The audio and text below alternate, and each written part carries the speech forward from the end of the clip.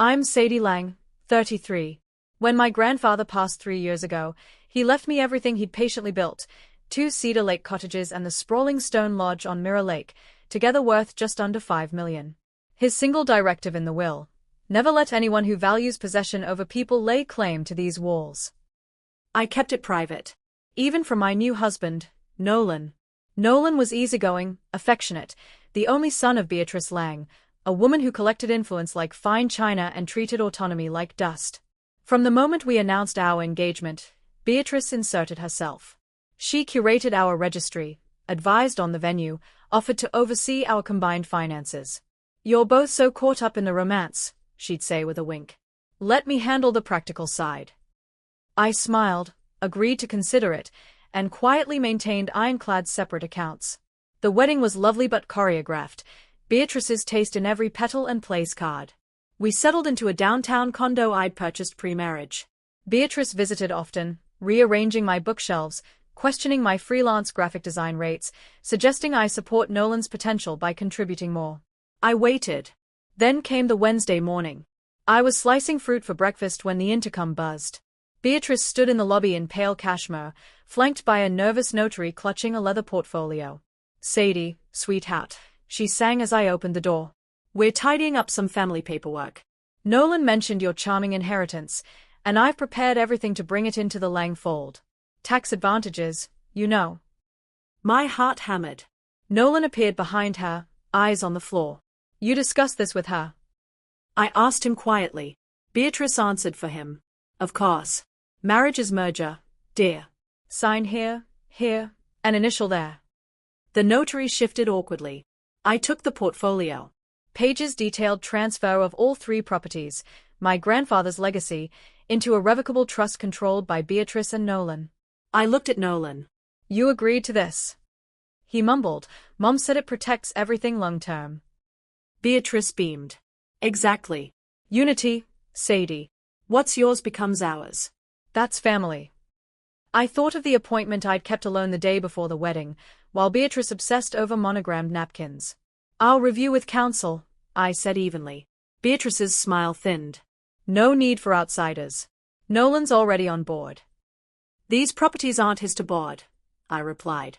Her composure cracked. "Don't be selfish, Sadie. You married into legacy." I set the portfolio down untouched. "I'm married into love," I said. "Not leverage."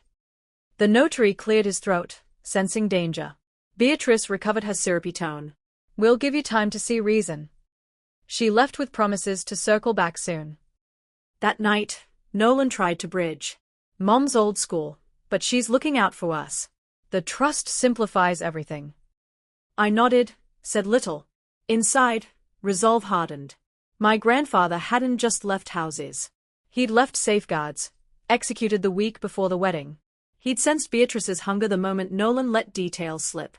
In his final months, he'd converted everything into an irrevocable trust, activated upon his death, with me as sole beneficiary and explicit marital exclusion clauses. No spousal claim possible. He'd recorded video testimony, clear-minded, deliberate, explaining his intent, shielding me from those who'd measure my granddaughter in acreage. I'd signed the final documents the morning of the wedding, alone, while Beatrice micromanaged centerpieces. Nolan never knew. Beatrice's alignment papers were worthless, attempted fraud on untouchable assets. I waited. 4 weeks later, Beatrice's counsel demanded disclosure for marital planning. My attorney responded with trust certification. Silence. Then frenzy. Beatrice arrived unannounced, face ashen beneath flawless foundation. "A clerical error," she insisted. "Those properties should be communal." "No error," I replied. "They never were." Nolan stood behind her, shock turning to realization. "You hid this," he whispered. "I protected what was never yours to share." Beatrice's facade shattered. "You deceived us.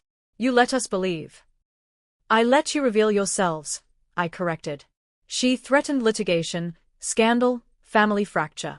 I handed her the pre-drafted cease and desist. "Forgery carries consequences, Beatrice. Choose wisely." She left trembling. Nolan stayed.